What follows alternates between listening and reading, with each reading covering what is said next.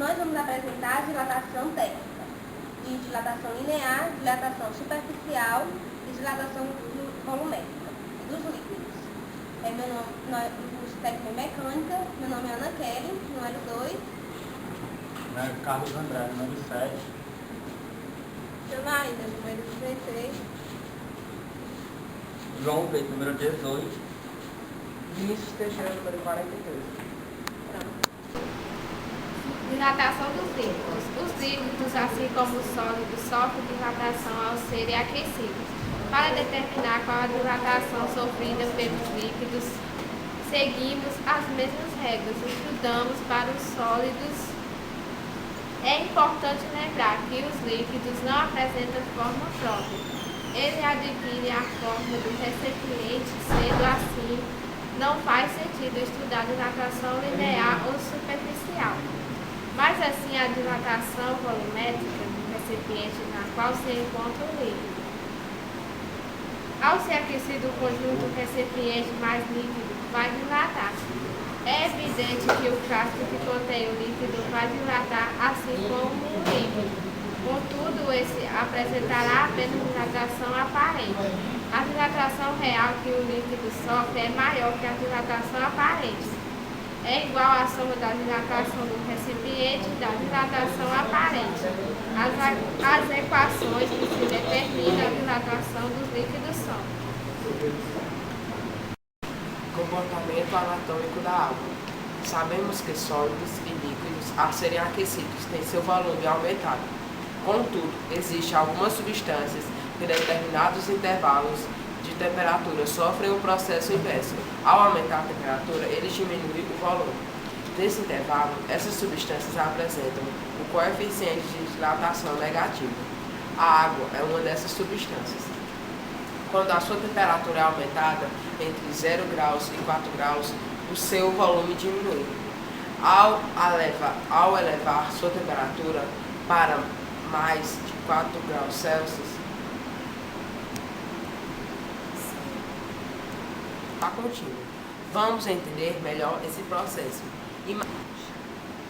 Seu volume diminui. Ao elevar sua temperatura para mais de graus Celsius, ela volta a dilatar novamente.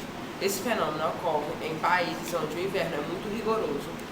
Nesses países, os lagos e os rios se congelam na superfície e a água máxima densidade se encontra a 4 graus Celsius, por debaixo da camada de gelo. Esse é um acontecimento muito importante para a fauna e flora aquática, pois sem essa normalidade da água, os peixes e as plantas aquáticas morreriam, causando danos ao meio ambiente. Os líquidos se dilatam obedecendo às mesmas leis de dilatação dos sólidos. Primeiramente, devemos nos lembrar que os líquidos não têm forma própria, e sim a forma do recipiente aonde eles se encontram.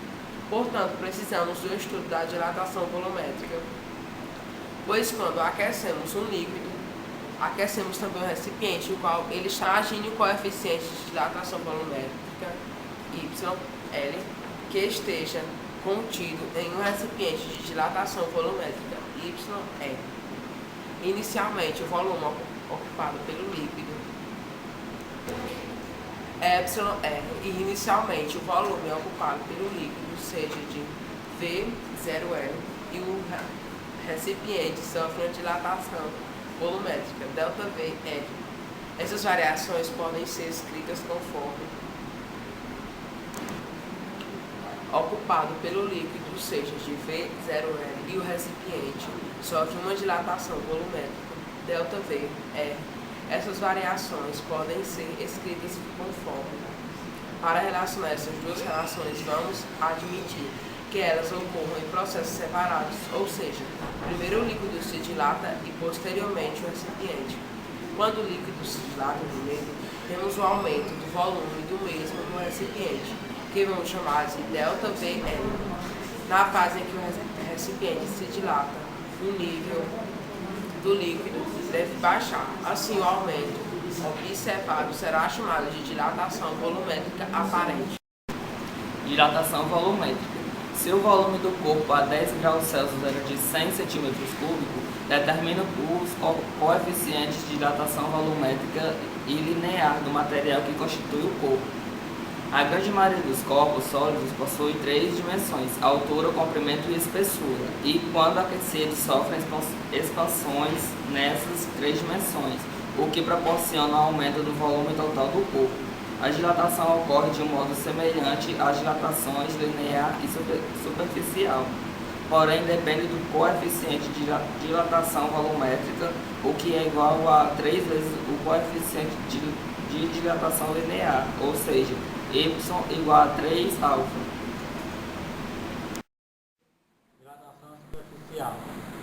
Os corpos, quando submetidos à variação de temperatura, têm as suas dimensões alteradas. Essa variação é chamada de dilatação térmica. A dilatação superficial é aquela na qual ocorre variação na área do corpo. Inicialmente, a temperatura inicial é T0. A placa tem área inicial S0. Após ser aquecida por uma fonte de calor, a sua área ganha novas dimensões, ou seja, ela se expande em razão do aumento no grau de agitação das moléculas que a compõem. Agora, com temperatura afinal T, a placa metálica passa a ter área final S. Experimentalmente, podemos mostrar que a variação da área sofrida pela placa é proporcional à variação de temperatura sofrida pela mesma. Matematicamente, temos a seguinte relação que determina a dilatação superficial. Dilatação linear.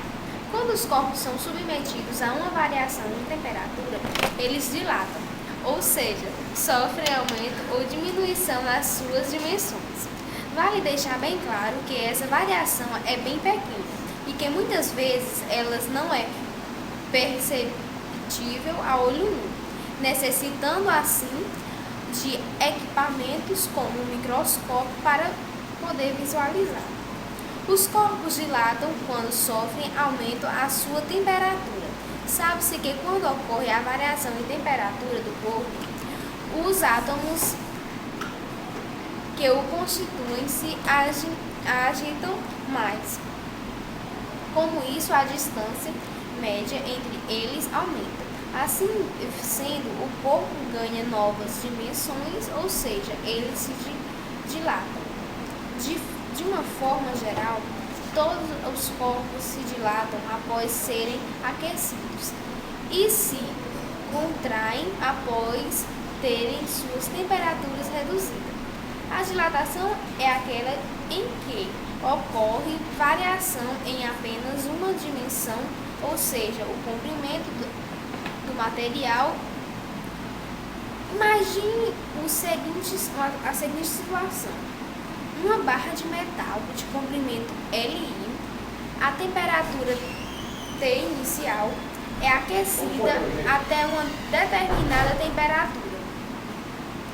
A temperatura final ocorre-se percebe é que a barra, após o equipamento, não tem mais o mesmo comprimento, ou seja, ela sofreu uma variação na sua dimensão. No seu comprimento, ela se dilatou. Neste trabalho, trabalhemos apenas a dilatação linear.